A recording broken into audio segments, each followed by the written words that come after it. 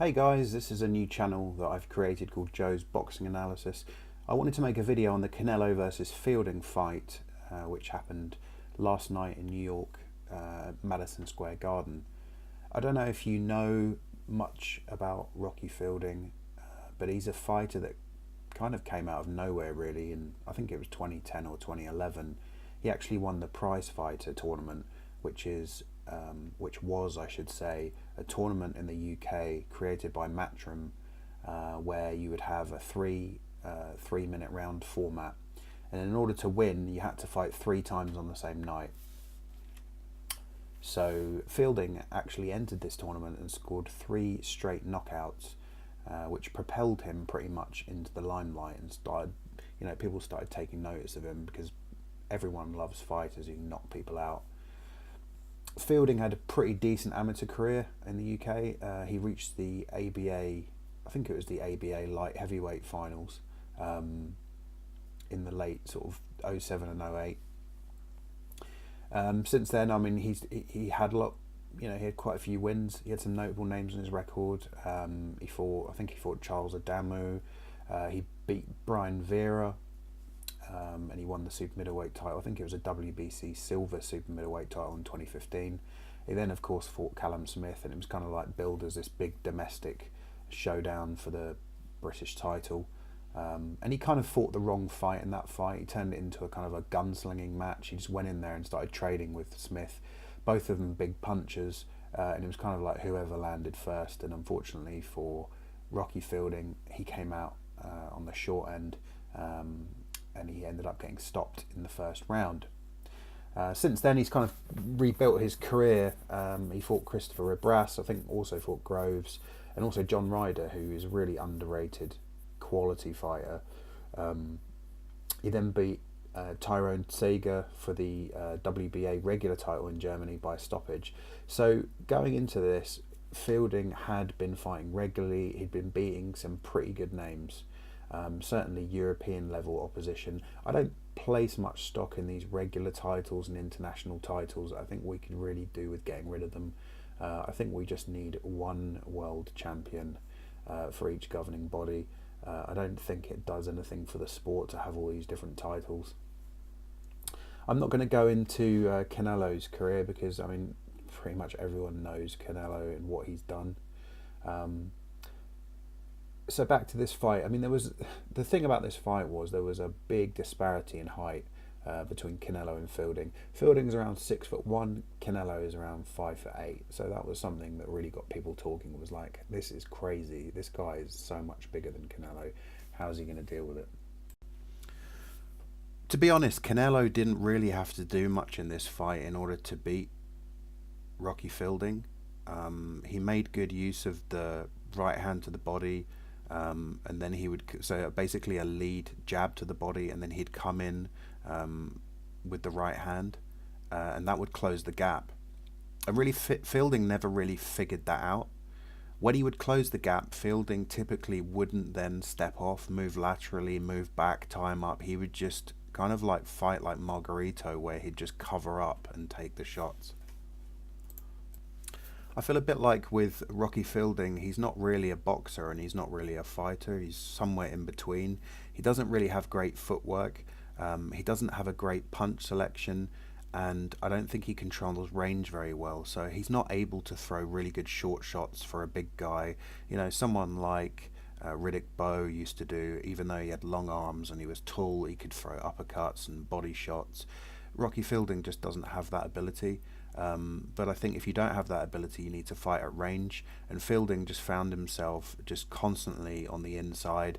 Sometimes he would give up the range himself. There didn't really seem to be a lot of method to his madness, and Canelo was able to close the gap and just keep firing that left hook to the body. I mean, I lost count of how many times Canelo hit him with that same punch, and it had an effect, and eventually that's pretty much what ended the fight. I feel like if Fielding was at a higher level in terms of his counter punching and boxing, the best way to counter what Canelo was doing would be to wait for Canelo to commit to punches, make him fall short, and then counter with your own shots, which is a really good idea as a tall fighter, and it should be relatively easier as a tall fighter to do that, because when you're out of range of Canelo, you're still able to hit him because of your longer reach. But he just wasn't able to hit any. He wasn't able to land anything significant on Canelo. The only time he really landed punches was when he was up close to Canelo, and those really aren't his power punches, the short uppercuts, the body shots. Canelo was just happy to take those because he knew that he could take Fielding's power up close, but Fielding couldn't take his power, essentially. So he was happy to just take one to give one. Fielding's jab wasn't powerful enough. He just flicked it out. He couldn't really get off any counter punches. Fielding didn't really take the center of the ring, and it just wasn't a good performance. I'd also like to say that this video isn't meant to diminish Rocky Fielding in any way, shape or form. It's just simply an analysis of how I saw his fight with Canelo Alvarez. Obviously, Canelo Alvarez is one of the greatest fighters, maybe of all time, in the weight divisions that he's fought in. And Rocky Fielding is a decent domestic level fighter. He showed a lot of balls going over to America. And, he's earning a lot of money fighting Canelo, and I'm sat here talking about it. So, again, this isn't meant to criticize Rocky Fielding in any way. It's just my analysis. I'm just one opinion of what I thought Rocky Fielding could have done, and maybe some of the skills that he lacked on that particular night. But, credit to him. He went over there and he fought one of the best ever. I really feel like I'd like to see Canelo take on Callum Smith. I think that would be a much harder proposition. I think Callum Smith actually stopped Fielding, as I mentioned earlier, and I think Callum Smith's ring intelligence, overall size, I think he's a couple of inches bigger than Rocky Fielding, and his power would make that a really interesting fight. I'm not sure that Canelo Alvarez's team would take that fight, because it would be extremely dangerous. Callum Smith has proved himself at world level. Obviously, he defeated George Groves, who himself is not a small guy.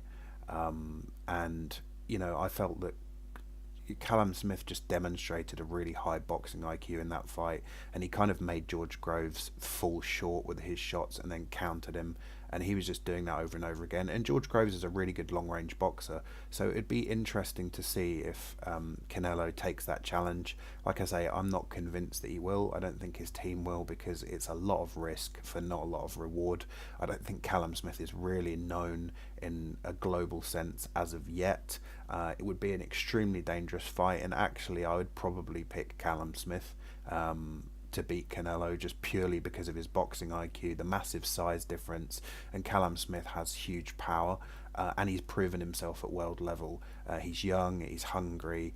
I just think he would give Canelo all sorts of problems.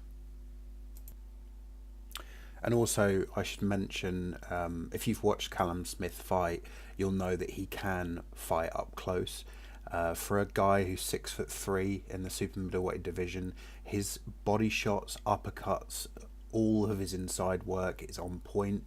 He throws it with power, and they're hurtful punches. So Canelo just wouldn't be able to stand in front of him as he did with Rocky Fielding and just absorb all of that punishment. So that's why I think that Callum Smith would be an extremely dangerous opponent for him.